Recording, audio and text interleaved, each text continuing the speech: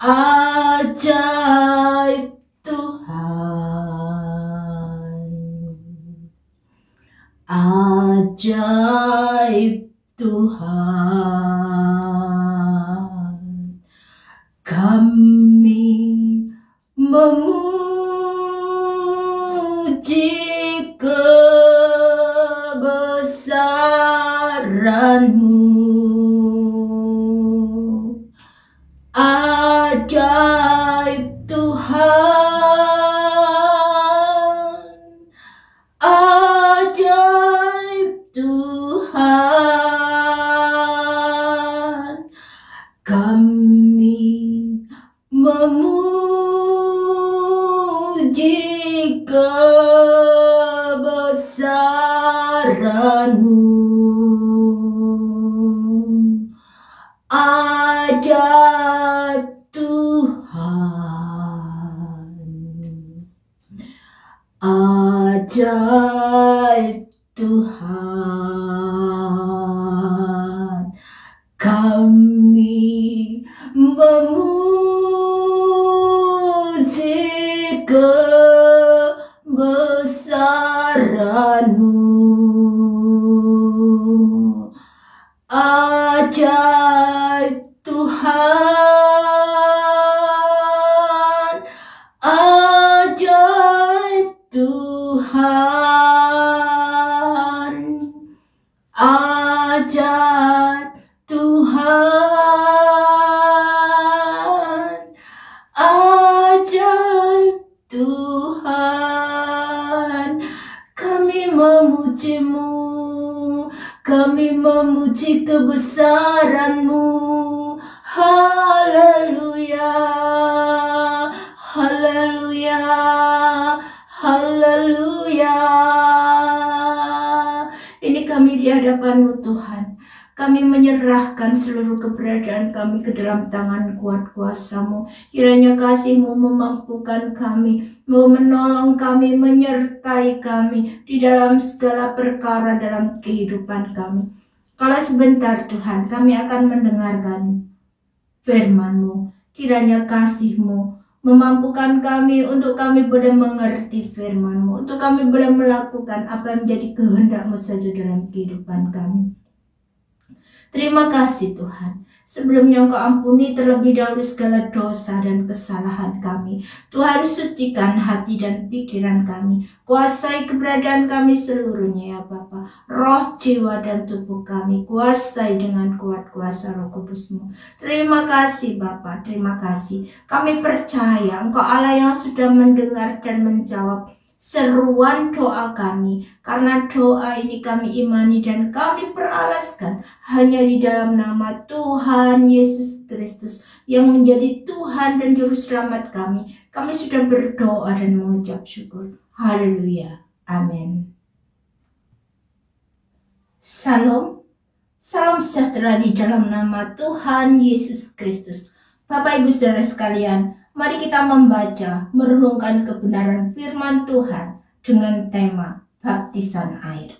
Ayat mas saya ambil di dalam Injil Markus pasal yang pertama, ayat yang keempat. Demikianlah Yohanes Pembaptis tampil di padang gurun dan menyerukan, bertobatlah dan berilah dirimu dibaptis dan Allah akan mengampuni dosamu. Arti baptisan air di sini adalah mencelupkan atau menyelamkan. Firman Tuhan mengajarkan bahwa sesudah seseorang percaya dan menerima Tuhan Yesus sebagai Tuhan dan Juru Selamat di dalam kehidupannya dan bertobat, maka segeralah juga ia harus dibaptis. Di dalam Kisah Rasul 2 ayat yang ke-41, 3.000 orang bertobat langsung dibaptiskan pada hari itu juga. Dalam Kisah 16 ayat 33, pada malam itu juga pemimpin penjara dan sekalian orangnya dibaptiskan oleh Paulus dan Silas. Demikian juga dalam Kisah Rasul 16 ayat yang ke-14. Lydia, seorang penjual kain ungu dari kota Tiatira, dan seisi rumahnya hari itu juga dibaptiskan. Demikian juga di dalam Kisah Rasul 10, dalam kisah Cornelius dan teman-temannya yang dibaptiskan pada hari itu juga Krispus, kepala rumah ibadat, menjadi percaya kepada Tuhan bersama-sama dengan seisi keluarganya, dan banyak orang-orang Korintus yang mendengarkan pemberitaan Paulus menjadi percaya dan memberi diri dibaptiskan. Seruan pertobatan yang diserukan oleh Yohanes Pembaptis menggema ke seluruh Israel, dan dengan tidak ragu-ragu dan dengan tidak gentar menyerukan baptisan air kepada semua orang tanpa terkecuali, baik kepada orang banyak, kepada orang-orang kaya seperti pemungut cukai, tokoh-tokoh keagamaan yang pada waktu itu berkumpul di sekeliling Yohanes. Yohanes Pembaptislah yang memperkenalkan baptisan air dan menjadi upacara keagamaan pada waktu itu. Rasul Petrus berseru kepada orang Israel dalam khotbahnya. Kisah Rasul pasal yang kedua ayat 36 sampai 38. Jadi seluruh kaum Israel harus tahu dengan pasti bahwa Allah telah membuat Yesus yang kamu salibkan itu menjadi Tuhan dan Kristus.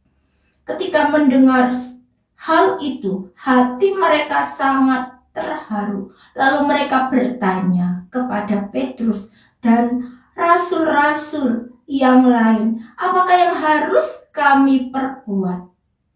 Saudara-saudara, jawab Petrus kepada mereka, bertobatlah dan hendaklah kamu masing-masing memberi dirimu dibaptis dalam nama Yesus Kristus untuk pengampunan dosamu, maka kamu akan menerima karunia Roh Kudus. Sebelum dilakukan baptisan air, setelah seseorang menjadi percaya, orang itu harus mengerti apa artinya bertobat. Pertobatan berarti membongkar semua dosa-dosa sampai kepada akar-akarnya. Dan pertobatan ini harus sungguh-sungguh di dalam penyesalan dan mengakui dosa-dosanya dan tidak mau melakukannya lagi. Dan syarat dari baptisan air ini adalah bertobat, bukan yang lainnya.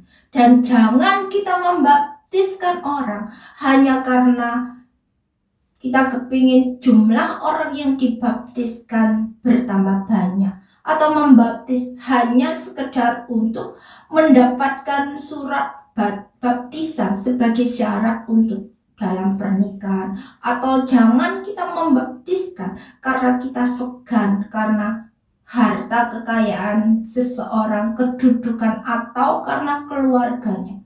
Tetapi kita harus membaptiskan hanya kepada orang-orang yang bersungguh-sungguh bertobat kepada Allah.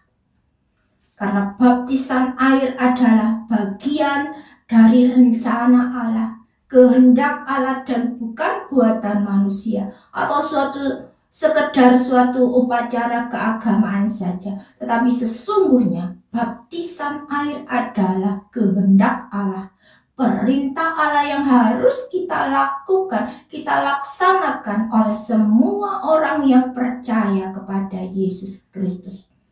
Hal ini dibuktikan dengan tampilnya Yesus Kristus sebagai salah seorang peserta baptisan air yang dilakukan oleh Yohanes Pembaptis. Yesus Kristus adalah seorang yang tanpa dosa. Sehingga Yohanes Pembaptis berkata kepada Yesus untuk tidak seharusnya ia dibaptis. Dalam Matius 3 ayat 13 sampai 14, maka datanglah Yesus dari Galilea ke Yordan kepada Yohanes untuk dibaptis olehnya. Tetapi Yohanes mencegah dia, katanya, "Akulah yang perlu dibaptis olehmu, dan engkau yang datang kepadaku." 15. Lalu Yesus menjawab, katanya kepadanya, "Biarlah hal itu terjadi, karena demikianlah sepatutnya kita menggenapkan seluruh kehendak Allah." Dan Yohanes pun menurutinya. Baptisan air adalah suatu tanda yang dikerjakan Allah di dalam kehidupan orang-orang yang percaya. Dan dengan tanda baptisan air ini, Allah berjanji tentang pengampunan dosa, dan kita dimeteraikan, disahkan oleh Allah sendiri bahwa kita sebagai miliknya Allah. Kita disahkan sebagai anak-anak Allah, manusia yang baru, dan mendapatkan penyucian, pembersihan dari dosa-dosa kita. Dan baptisan air ini hanya dilakukan satu kali di dalam kehidupan kita. Mengapa baptisan air ini dapat menghasilkan kelepasan dari penghukuman Allah? Sebab pada waktu kita bertobat, kita mengaku bahwa Yesus Kristus adalah Tuhan dan Juru Selamat kita secara pribadi, dan kita mengakui segala dosa kita, dan pada waktu itu kita ditenggelamkan ke dalam air. Itulah hidup kita yang lama telah dikuburkan di dalam air, dan pada waktu kita keluar dari air, kita menjadi manusia yang baru, ciptaan yang baru di dalam Yesus Kristus, dan kita mengambil bagian dalam kematian dan kebangkitan Yesus Kristus, karena hidup lama kita dikuburkan dan kita mengenakan manusia yang baru di dalam Kristus Yesus. Kita mendapatkan keselamatan dan kita dapat berjalan dalam suatu hidup yang baru di dalam Tuhan, sebab Roh Kudus turut bekerja di dalam kehidupan kita. Dalam Kisah Rasul 2 ayat yang ke-38, jawab Petrus kepada mereka, "Bertobatlah dan hendaklah kamu masing-masing memberi dirimu dibaptis dalam nama Yesus Kristus untuk pengampunan dosamu, maka kamu akan menerima karunia Roh Kudus." Allah yang hidup dan berkuasa, Dia adalah Allah yang maha adil, Dia adalah Allah yang setia dengan janji-janjinya, sudah menyucikan kita dari dosa-dosa kita dengan darah Yesus. Barang siapa yang percaya dan dibaptis akan diselamatkan, tetapi siapa yang tidak percaya akan dihukum. Barang siapa menolak aku dan tidak menerima perkataanku, ia sudah ada hakimnya, yaitu firman yang telah kukatakan. Itulah yang akan menjadi hakimnya pada akhir zaman. Bukan setiap orang yang berseru kepadaku, "Tuhan, Tuhan," akan masuk ke dalam kerajaan sorga, melainkan dia yang melakukan kehendak Bapakku di sorga. Bukankah baptisan air adalah kehendak Allah untuk kita lakukan, untuk kita kerjakan di dalam kehidupan kita? Mari kita melakukan kehendak Allah sesuai dengan kebenaran firman Tuhan. Amin. Berbahagialah setiap kita mendengar firman Tuhan dan yang melakukan di dalam kehidupannya. Tuhan Yesus memberkati. Terima kasih Yesus Yesusku, puji syukur hanya bagi Tuhanku. Terima kasih Yesusku, terima kasih Yesusku, puji syukur hanya bagi Tuhanku.